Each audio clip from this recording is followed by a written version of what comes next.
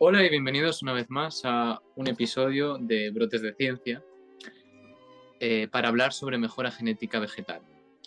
La aparición de la agricultura es, sin duda, la gran revolución sin la cual no pueden sustentarse las demás. Podría decirse que los grandes cambios en la historia siempre han tenido una base en la agricultura.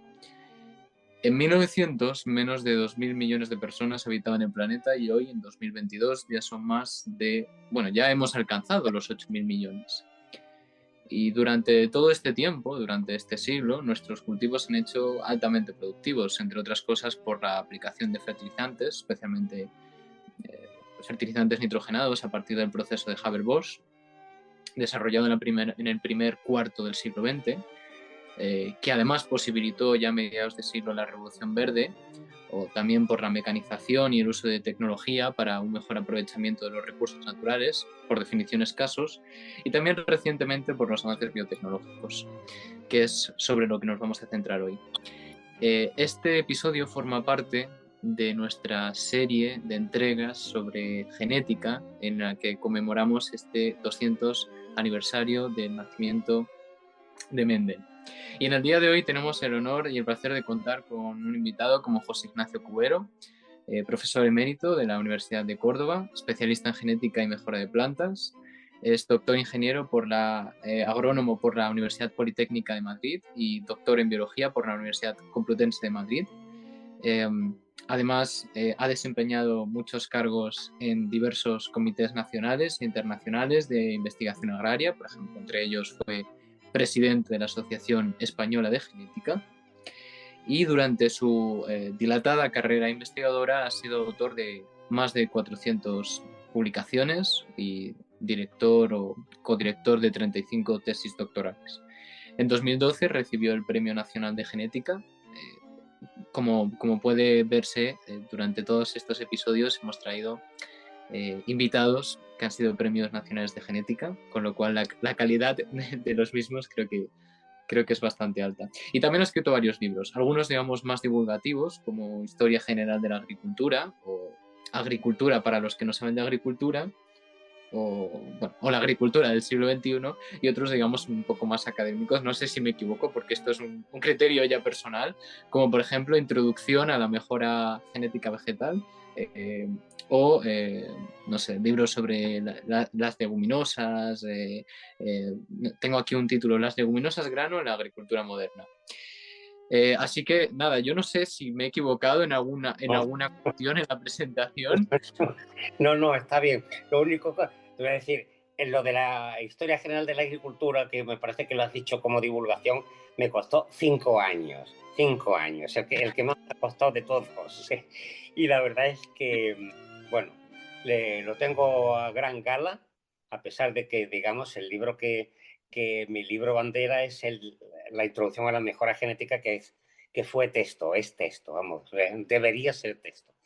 Y que habría que actualizarlo con todos los avances de la biotecnología actual. Y los otros, pues son muchos de divulgación también y algunos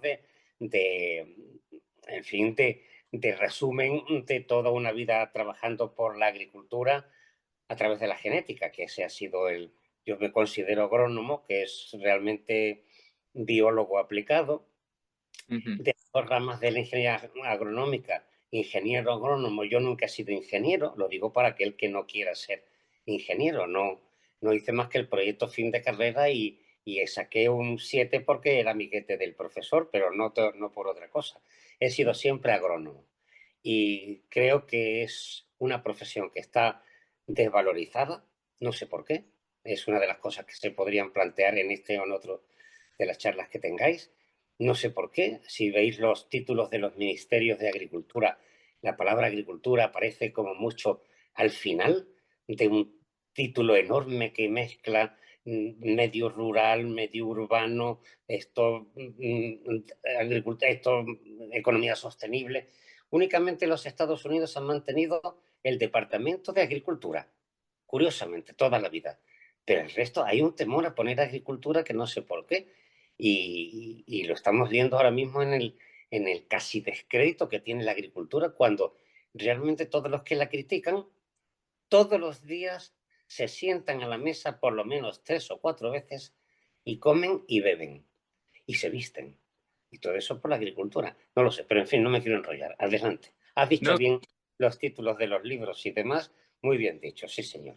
sí, bueno, de hecho, por eso quise hacer la introducción al principio, donde hablaba un poco del impacto de la agricultura. Y además se me olvidó comentar, que lo has dicho, el tema de la seguridad alimentaria. Es decir, que es que va perfectamente ligado el crecimiento de la población y el bienestar de la misma con la agricultura. Y sí, vemos muchos términos de marketing, no sé cómo decirlo hoy en día, pero, pero efectivamente. Bueno, pues nada, muchas gracias por estar hoy aquí con nosotros. También contamos con la presencia de Pablo Rodríguez y de Diego Sánchez, que son miembros de Brotes de Ciencia, y quien les habla soy yo, Eric Torres. Eh, Así que nada, nosotros, si queréis empezamos con la entrevista. Nosotros teníamos algunas preguntas hechas, pero bueno, también nos ha pillado en una época del curso un poco mal, así que seguramente podamos también improvisar algo. Nosotros ya somos los tres que estamos aquí alumnos de tercero de biotecnología, que bueno, nos queda mucho por aprender, pero bueno, algo sabemos, así que creo que a lo mejor alguna conversación un poco más, menos preparada también la podemos llevar. Eh, Así que no sé si estamos de acuerdo todos en comenzar. Sí, por supuesto. Cuando queráis.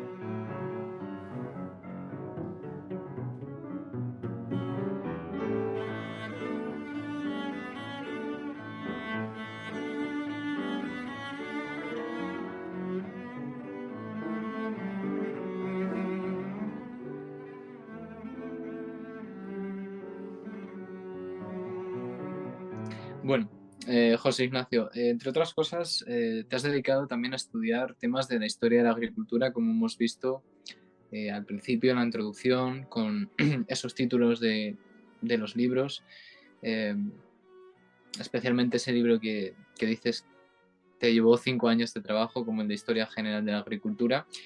¿Cómo podemos decir que ha ido mejorando entonces desde una perspectiva histórica la mejora genética desde la aparición de la agricultura hasta nuestros días? De una forma un poco somera, porque evidentemente estamos abarcando un periodo de tiempo muy dilatado.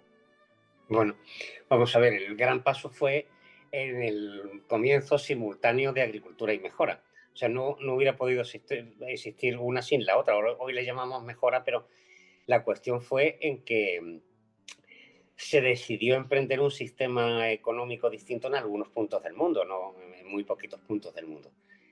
Y fue vamos a resumir mucho todo esto, fue por necesidad, porque se vivía estupendamente bien durante bueno, no tan bien, pero durante 3 millones de años se había cazado y recogido sin complicación, la población no había aumentado, pero llegó un momento en el que en algunos puntos se empezó a erosionar el, las fuentes de la alimentación, tanto en plantas como en animales. Y resulta que el hombre conocía los ciclos de los animales, 3 millones de años dan muchos. Los cazadores hoy saben perfectamente cuáles son los ciclos de la caza y los agricultores saben cuáles son los ciclos de la vegetación. No hace falta ser ni ingeniero agrónomo, ni biólogo, ni nada. La observación, la observación es todo y no es menester decir que fue un invento o que los dioses fueron buenos y nos enseñaron. Fue simplemente que se aplicó una cosa que los hombres veían, que era que cuando caía un grano de trigo, de lo que hoy llamamos trigo, en la tierra salía una planta que curiosamente era trigo y que cuando una gacela daba a luz a una criatura, pues era otra gacela. No creo que haya que ser un inventor de nada para darse cuenta de eso. Entonces eso, inmediatamente, si creemos en la evolución y hoy en día, aunque yo sé que existe una tendencia, digamos, creacionista, absurda en buena parte del mundo, Pero admitir la evolución es que es una cuestión tan sencilla como salir a la calle y ver que los vegetales son verdes. Es que la evolución está ante nuestros ojos. Entonces, en el momento en que se ponen tanto animales como plantas en un ambiente distinto del suyo, comienzan otras presiones de selección. Y esa es la mejora. Lo que pasa es que el hombre primitivo no sabía qué es lo que estaba haciendo. Simplemente se encontró con un material que estaba en pocos años, era distinto del que recogía con una cesta y echando los granos en una cesta y llevándolos al poblado. Se encontró con algo distinto y pudo controlar los ciclos de reproducción del animal simplemente sometiéndolos encerrándolos en un cercado y tal. No hacía falta saber nada. Simplemente fue una presión de selección distinta la que hizo que apareciera por arte de digamos lo que hoy podríamos decir, leyes de la genética, una forma distinta y aquello permitió la agricultura. Por eso van sustancialmente unidas y siempre irán unidas. Y cada tipo de agricultura ha necesitado su tipo de vegetales y de animales. Y eso seguirá siendo en el futuro también. Si estamos avanzando hacia el 2050 y somos ya 8.000 millones y vamos a ser 10.000 millones, lleva unas consecuencias en territorio y en agua y demás que hará que haya que adaptar lo que comemos y con lo que nos vestimos a esas condiciones, que es lo que ha hecho la agricultura de siempre. Todos los tránsitos, todas las revoluciones han sido adaptarse a nuevas condiciones. Y tengo que decir como mensaje de optimismo que la agricultura siempre ha triunfado en la adaptación de los materiales que tiene hoy o que tuvo ayer a nuevas condiciones. Lo ha pasado así a lo largo de todo el tiempo. Lo que sucede es que, ya que me preguntas desde hace millones de años hasta ahora, pues lógicamente ha habido un periodo de estasis, de no avance aparentemente, de no avanzar durante muchísimo tiempo hasta que el hombre se puso las pilas, también por necesidad, y dijo, aquí hay que modificar las cosas. Básicamente, digamos, la gran revolución fue en el siglo XVIII, podíamos trazar otras muchas revoluciones. Muchas, pero no vamos a salir de ahí, a paso por eso. La población había disminuido porque empezaba la revolución industrial, el campo se quedaba sin laborantes, sin personal que trabajara. ¿Qué es lo que está pasando ahora? No es la primera vez que pasa, ni la que ha pasado y que volverá a pasar. Y antes habéis mencionado alguno, que en muchos países la población agrícola es del 50% y en otros del 3%, y ese 3 produce más que ese 50%. Entonces, lo que viene pasando es que se reduce la población laboral agrícola y hay que ponerse las pilas para producir lo mismo o más, mucho más, para una población que ya no produce, pero que sí consume, y que agrupada en ciudades y en núcleos se puede volver violenta y hay que apaciguarla. Los romanos daban pan y circo, panem et circenses, y hoy nos dan fútbol todos los días por televisión. Hoy concretamente tenemos un partido que la mitad de España va a estar viendo. Y eso es el circo, ¿eh? Y nos tendrán que dar el pan, porque el pan no sale como el maná en el Sinaí, ni salimos a la calle y hay alguien que nos lo da. Curiosamente, para el que no lo sepa, el pan se produce industrialmente por algo que se recoge en el campo y que se necesita cultivar. Yo creo que hay una desconexión entre el mundo urbano. De ahí ese librito que has mencionado antes de agricultura para los que no saben agricultura, que son la inmensa mayoría de la población, incluyendo todos los políticos. Me he encontrado con casos tan fenomenales de ignorancia que, bueno, es un libro que escribí en 2 meses, porque tenía tantas cosas que aclarar y tantas anécdotas de personal intelectual de primera línea, no pobre gente del lumpen de Madrid, no, gente de alto standing intelectual, que le preguntaba, ¿cuántos genes tienes tuyos? Y dice, hombre, ¿cuántos genes? ¿Cómo son tus genes, mejor dicho? ¿Qué tipo de genes tienes? Que me quedó una persona de alto standing, ¿eh? Dice, bueno, pues yo creo que un 40% de mi padre, un 40% de mi madre y el otro 20% míos. Digo, anda. Digo, con esto sí que podemos tejer una política. ¿Eh? Bueno, pues detalles como ese, pensar que las calabazas o los melones los producían los árboles, cosillas como esta. Esto, el pan nuestro de cada día. Es esa ignorancia tremenda, esa desconexión. Y toda esa gente, vuelvo a repetir, come y bebe todos los días, ¿eh? Pero no se pregunta de dónde sale eso. El buen Dios nos lo ofrece, sale todos los días con una mano abierta para comer.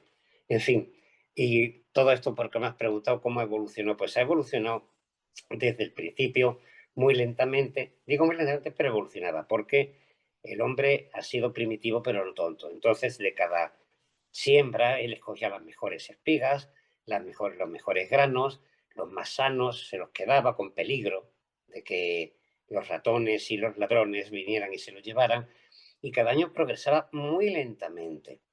Como ahora en biotecnología supongo que no dais genética cuantitativa ni nada de esto, ni selección, pero eso tiene su expresión matemática incluso, y es bueno, eso se estudia como otra cosa cualquiera, esa respuesta a la selección muy lenta cuando la presión es muy leve. Entonces lo que ha cambiado desde el siglo XVIII ha sido esa presión de selección. Esa presión de selección que aquí mi mujer me trae un vasito de agua porque ve que la garganta me falla de vez en cuando. Esa presión de selección que ha aumentado extraordinariamente. Eso conlleva, creo que hay otras preguntas al respecto a que cada vez hay menos manos, es cierto.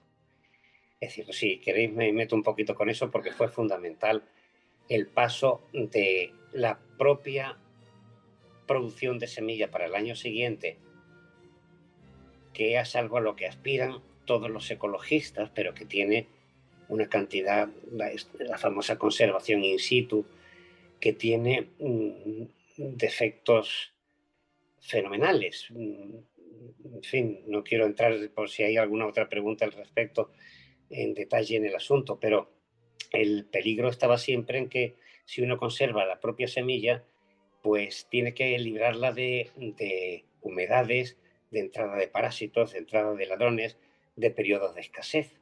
Si uno tiene semillas almacenadas y está pasando hambre, lo primero que hace es coger esa semilla y utilizarlas para comer. Y este ha sido un riesgo de muchas revoluciones agrícolas. Se ha repartido grano y animales y se le ha dado a gente que no habían sido agricultores y lo primero que han hecho ha sido comérselo, es matar la gallina de los huevos de oro. Entonces la aparición de las casas comerciales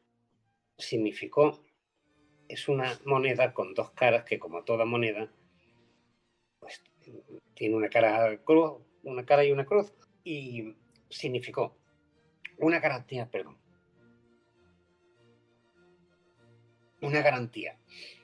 para el agricultor de que no tenía que conservar la semilla. La podía comprar y no tenía por qué preocuparse de los ladrones, ni de los ratones, ni de las humedades. Se la daban seleccionada y está con garantía. Las garantías legales siempre existieron en buenas casas comerciales. La primera es una casa famosa, la Casa Vilmorin, que había estado en manos de otra gente, pero que durante más de 200 años siguió produciendo semillas. Claro, esto es una garantía, la aparición de la casa comercial para evitarle trabajos al agricultor. Pero tiene un inconveniente, o un doble inconveniente. Primero, que la producción de semillas queda en manos de una persona, bueno, de una persona o de unas pocas personas. Y de otra, que al agricultor se le ofrece semilla, pero no necesariamente la que él quiere, sino la que la casa comercial ha producido. Y la casa comercial la produce por su propio interés. Si en España podía haber, vamos a decir, 50.000 pueblos y cada uno tenía su propia variedad heredada de los ancestros, de sus padres y sus abuelos, una casa comercial no va a producir 50.000 variedades de semilla. Producirá 4 o 5, que son las que a la casa le interesa. Entonces se restringe muchísimo la riqueza genética y se recortan las posibilidades, se recortan las posibilidades para el futuro, puesto que se concentra en unos cuantos genotipos y en unos cuantos sitios de selección, cuando antes era todo el mundo. Estos son inconvenientes inherentes al crecimiento. ¿Los podemos evitar? Se ha tratado de evitar con la llamada conservación in situ, que es que el agricultor conserve variedades antiguas cultivándolas al estilo antiguo. Ha sido un fracaso, porque suponed que vosotros sois un agricultor que quiere conservar, tenéis conciencia social, queréis histórica y futurista y queréis conservar las variedades que habéis heredado de vuestros padres, cultivándolas a base de unas producciones, vamos a decir, tradicionales, bajitas, 600, 700 kilos por hectárea. Os pagan un sobreprecio, eso sí. Pero los alrededores están vuestros vecinos cultivando variedades actuales que pueden producir 3.000 o 4.000 kilos por hectárea, que son otras variedades que no han heredado de sus padres, pero que les dan un buen dinero. ¿Cuál es la tentación del agricultor que está conservando in situ? Pues mandarlo todo a la porra y comprar la variedad que produce 3 o 4.000 kilos y unirse al carro. De ahí la importancia de los bancos de germoplasma, de los buenos bancos de germoplasma, que conserven a largo plazo, con todos los inconvenientes que tiene un museo. Si arde el Museo del Prado, se pierden para siempre obras que ya no se podrán repetir nunca, pintadas por los pintores originales. Si la luz eléctrica, si la energía eléctrica se va en un banco de germoplasma durante 15 días, es como si se quemara. Adiós todo un museo de genes y de formas antiguas. Y todos los políticos del mundo han cortado las cintas de inauguración de los bancos de germoplasma. Al día siguiente aparece la foto en el periódico, político señor tal, diputado por tal, cortando o iniciando las obras del banco de germoplasma, y después los presupuestos se olvidan de los bancos de germoplasma. Malviven casi todos ellos. Supongo que el famoso que existe en el norte de Europa, pues ese tendrá una buena subvención universal o escandinava o de ambas, pero el resto de bancos de germoplasma malvive. Hay que, lo mismo que las obras de los museos, hay que revisarlas de vez en cuando y restaurarlas con garantía de que no se estropee. En la restauración, las obras conservadas en los bancos de germoplasma hay que reproducirlas y tiene muchos inconvenientes. Una planta autógama se puede reproducir bien, una planta alógama no. Una planta alógama... Por tanto, José Ignacio, perdona que te interrumpa, de modo que, claro, nosotros cuando pensamos en mejora genética de inicio, siempre pensamos en el clásico ejemplo de tú cultivas, seleccionas las que crecen más, las que están más dulces, y así tras generaciones una y otra vez hasta que obtienes una planta que no tiene nada que ver con la antigua.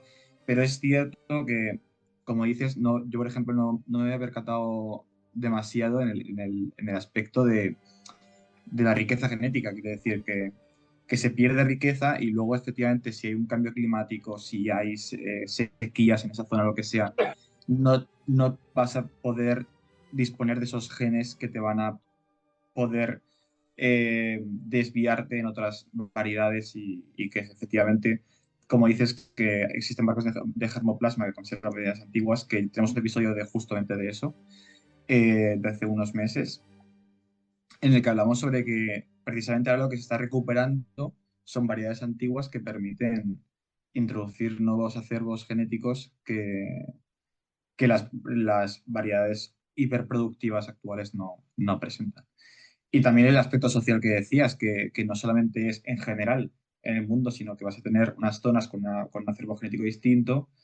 Y, o sea, de modo que la mejora genética quiere decir que no solamente es el clásico ejemplo de la ESO, ¿no? Que hay aspectos sociales que complican exponencialmente todo, ¿no? Sí, efectivamente. Es que Sí. todo va íntimamente ligado.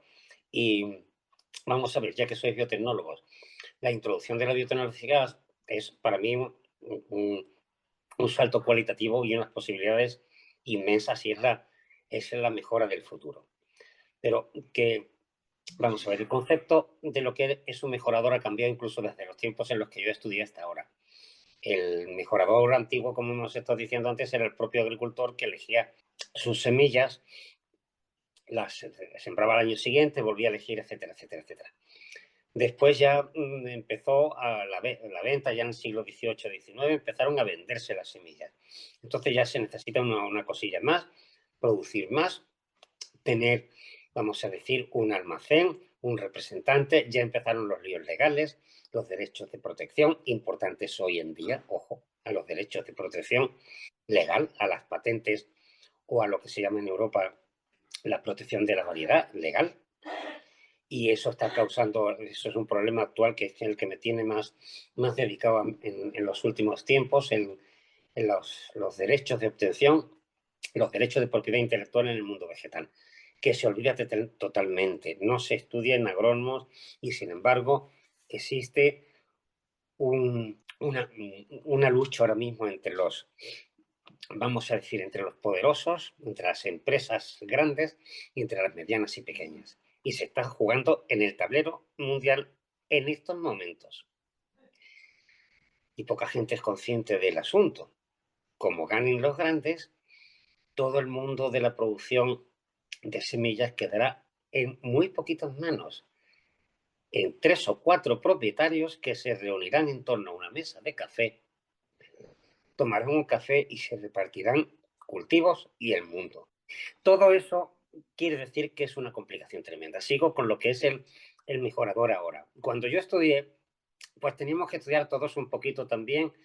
Es decir, si uno empezaba con un cultivo, pues tenía plagas y enfermedades y había que saber por lo menos qué plaga, qué enfermedad, incluso aislar el hongo o separar el parásito, tratar una primera clasificación y si no, encontrar un amiguete que te lo hiciera, etcétera. Y después producir, había que producir y había que hacer ensayos estadísticos, había que saber un poquito de estadística. Eso ha progresado de manera extraordinaria ahora. Ahora mismo son técnicas utilísimas, lo de las técnicas de estadística en el campo, en experimentación agraria. Y había que saber un poquito de todo, hasta cómo se protegía y cómo se registraba una variedad. Pero hoy en día la cosa ha cambiado con la biotecnología. Ahora la cosa empieza en la detección de un problema, por ejemplo, el maíz o el algodón, vamos a poner el algodón con un parásito que es muy parecido en ambos.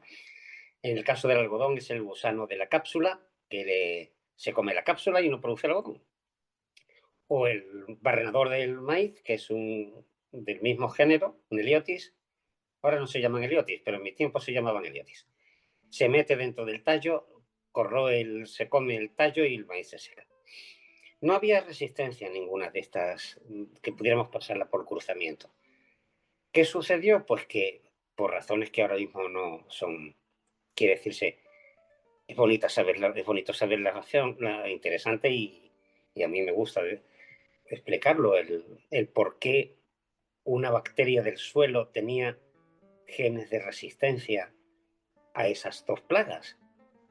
Una bacteria que está en todo el mundo, que se llamó Bacillus thuringiensis, se la llamó así, estaba descrita, pues resultó que tenía un gen de resistencia. Me podéis preguntar, ¿qué hace un gen de resistencia en una bacteria de suelo contra una plaga del maíz? Bueno, pues milagros de la biotecnología y de la ciencia y de que hay que saber muchas cosas.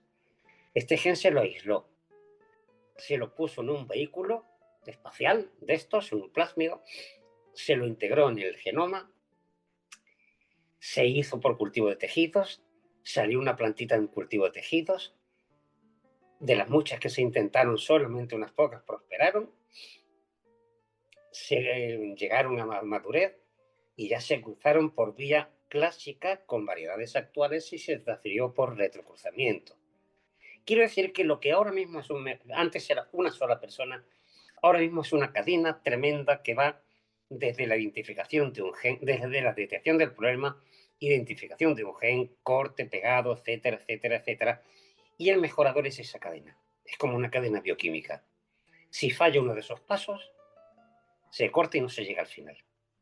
Es como una cadena bioquímica. Si yo, en vez de tener toda la cadena de pigmentos, me hubiera fallado un paso en la producción de melanina, yo tendría los ojos azules como mi mujer.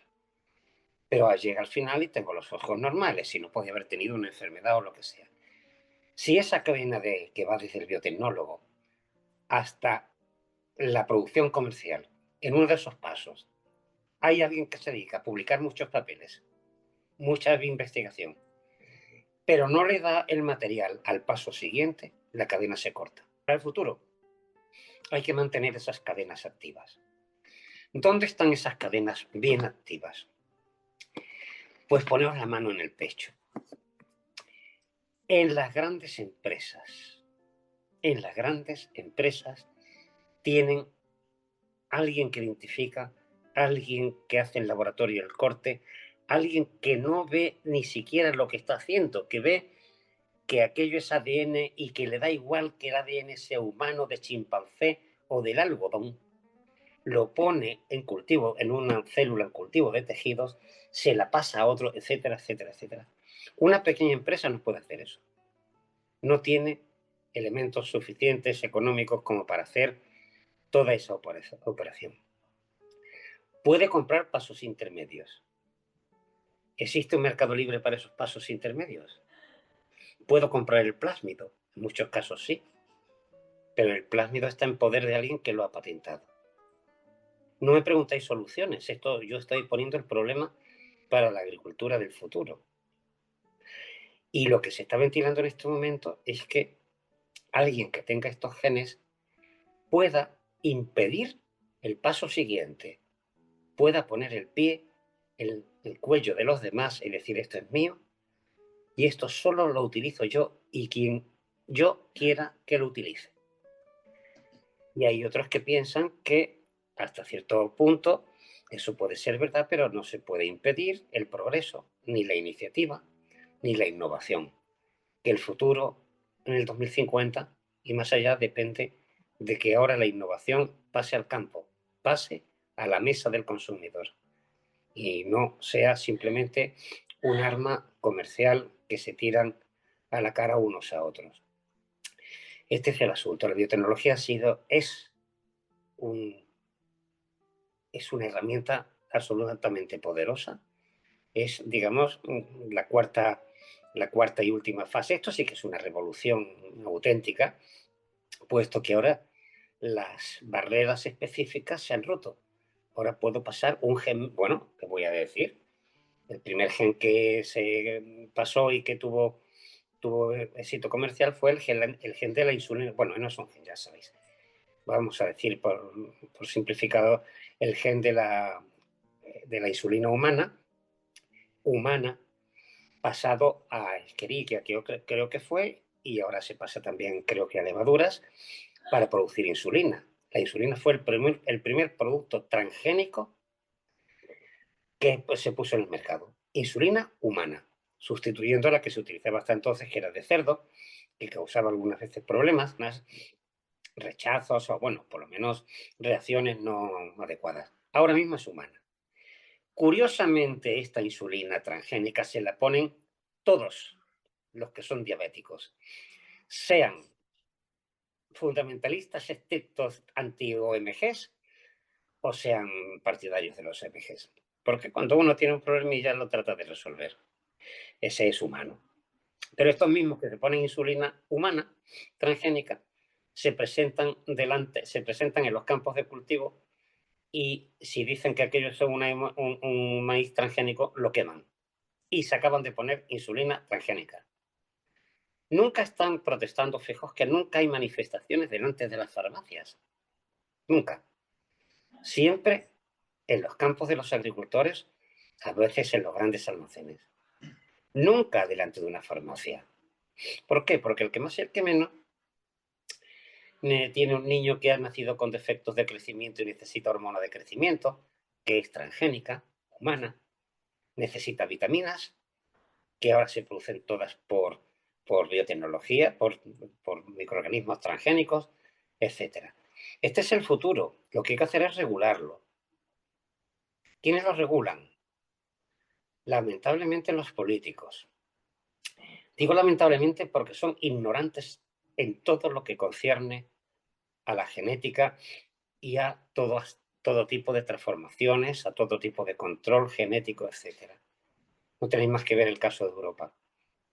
Los OMG son los organismos transgénicos, las plantas transgénicas que nos dan de comer y nos van a vestir y alimentar y a resolver el problema de 2050. Resulta que están con unas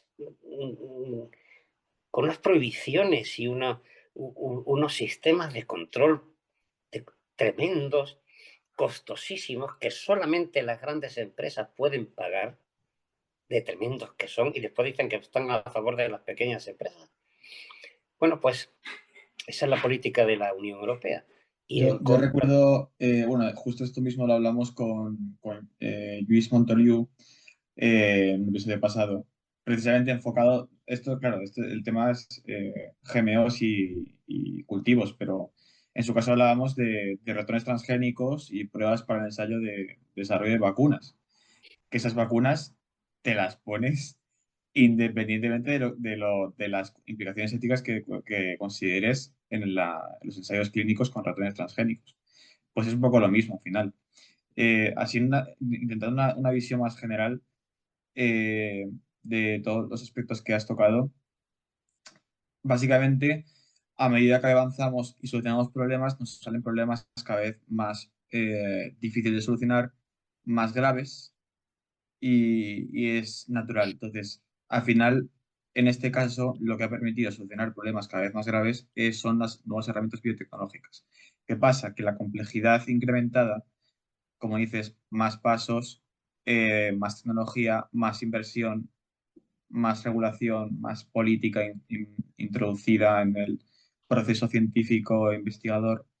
Y es cierto que eso complica, por ejemplo, efectivamente la solución de los problemas a nivel de la agricultura un poco más subdesarrollada, que no tiene tantos medios y bueno, que es cierto que, como dices, han supuesto un avance, permiten solucionar problemas cada vez más graves, cada vez más difíciles de afrontar, pero, pero efectivamente el aspecto social y empresarial lo frena un poco, ¿no? ¿En tu opinión? Sí, sí. Sí. La lucha ahora mismo está en que todo puede quedar en manos de unas cuantas empresas. Y no es lo malo que, que si pudieran estar esos inventos a disposición, aunque pagando royalties o lo que fuera, es que en algunas de las sugerencias que hay ahora mismo en discusión, concretamente el 8 y el 9 del mes que viene, habrá una reunión importante en Ámsterdam sobre el particular y después las reuniones de la UPO a lo largo del año que viene. Pero es que lo que no puede tener una gran empresa es una prohibición de que no se utilice. Puede exigir royalty si quiere. Lo que no puede es impedir que el progreso siga adelante y que se sigan utilizando. Es que puede haber, imaginaos que se obtiene una variedad de maíz resistente a la langosta apta para el Sahel.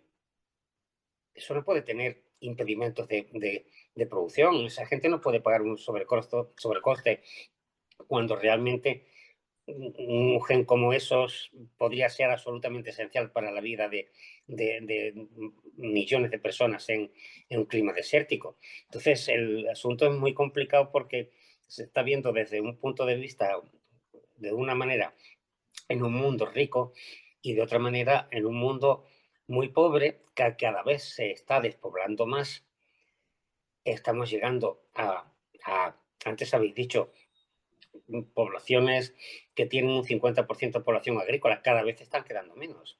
Están huyendo, literalmente, engrosando las ciudades del mundo, vamos a decir, del primer mundo, se convierten en no productivos de alimentos, pero en consumidores de alimentos.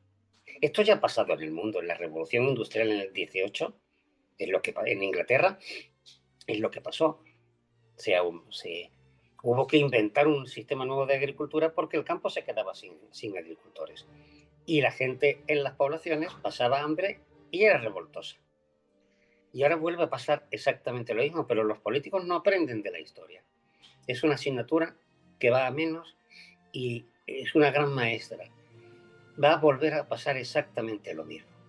Va a haber una emigración tremenda como en la Inglaterra industrial a las ciudades, la está viendo, la estamos viendo en nuestro país, vamos, en cualquier ciudad, que vienen y se convierten de momento en parásitos.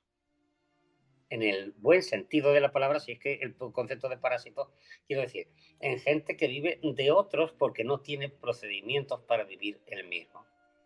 Y su mundo se está quedando sin agricultores. Eso pasó en Norteamérica. Hoy en día hay un 2% de agricultores que producen lo que en el año 50 del siglo pasado era el 50%. Lo han resuelto a base de tecnología. ¿Dónde está la tecnología en África, por ejemplo? En manos de multinacionales europeas o americanas. Ese es el problema.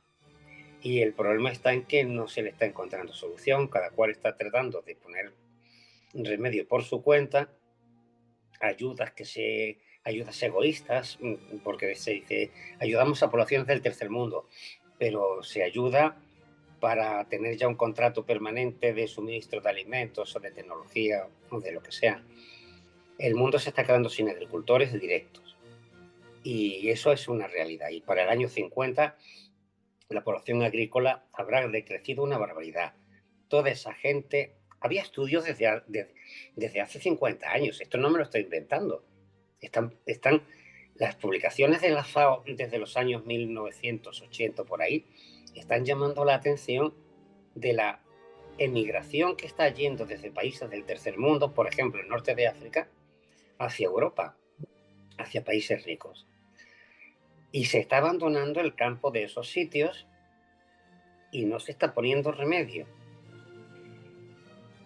Esto es un problema. Yo no tengo solución. La solución es educar a la gente y que sepa cultivar lo que tiene, que sepa que tengan políticas agrarias justas, cosa que no ocurre en ninguna parte del mundo, y unas relaciones internacionales que sean mucho más flexibles que las que hay ahora. Ahora mismo las relaciones internacionales, Norteamérica trata de poner su maíz y su soja en todas partes y los demás a consumirlo. Y si veis lo de las políticas agrarias aquí en Europa, las políticas sobre, ya que estáis en biotecnología, sobre organismos modificados genéticamente, es absolutamente delirante. En el mundo existen ya un montón de variedades transgénicas de casi todos los cultivos. Y aquí, con cuentagotas y con un coste impresionante. Yo fui durante muchos años miembro de la Comisión Española y las condiciones para el registro y la comercialización de variedades transgénicas, es que yo decía, pero ¿cómo alguien quiere cultivar algo aquí? ¿Y qué es lo que ha pasado? Pues eso lo sabréis mejor que yo porque estáis estudiando ahora mismo en la carrera y os lo tendrán que explicar, pero por ejemplo, ante la escasez de materias primas, como por ejemplo maíz, pues el maíz que existe en todas partes del mundo ahora mismo es transgénico. Y transgénico además ahora ya de tercera y cuarta generación, quiero decir, que ya no es un simple gen, ya son 5, 6 o 7 u 8 o una docena de genes los que tienen las variedades transgénicas que se cultivan en el mundo, con todos los pasos legales dados, los técnicos y los sanitarios y el cuidado exquisito para la población. No tiene problema.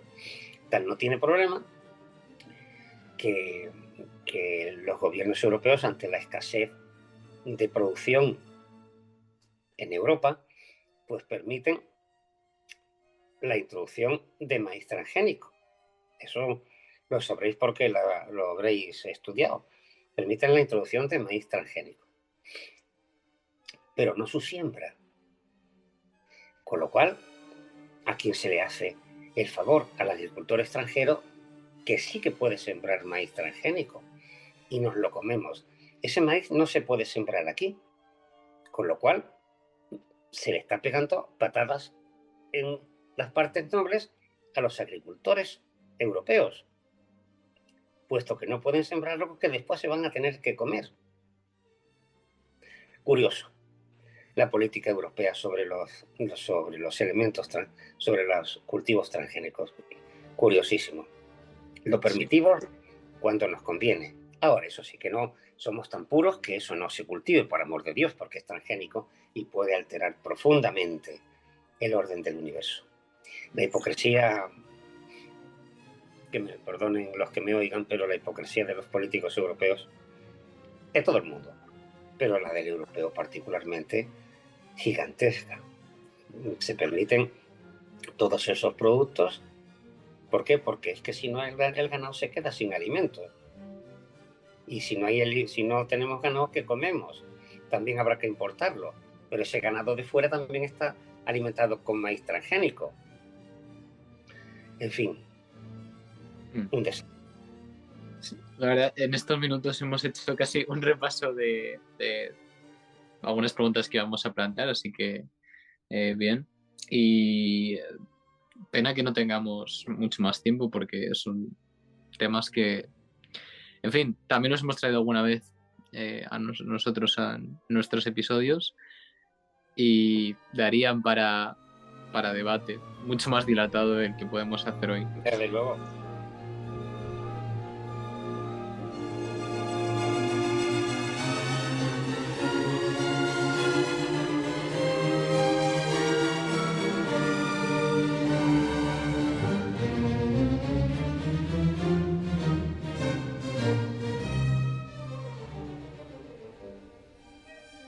Bueno, pues con esta entrega vamos a cerrar ya este episodio y también la serie de episodios que estábamos haciendo sobre genética, conmemorando este 200 aniversario del nacimiento de Mendel.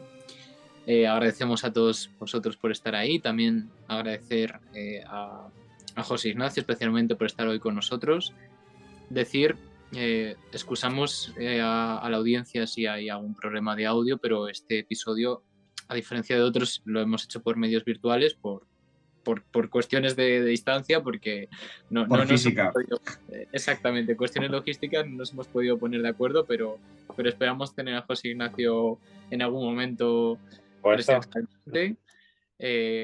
Agradecer también a Pablo por estar hoy con nosotros y por supuesto también a Diego. Por mi parte, yo creo que ya podemos dar por cerrado este episodio y me despido. Nos vemos en un nuevo episodio de Brotes de Ciencia. Hasta luego. Adiós, buenos días y buena suerte.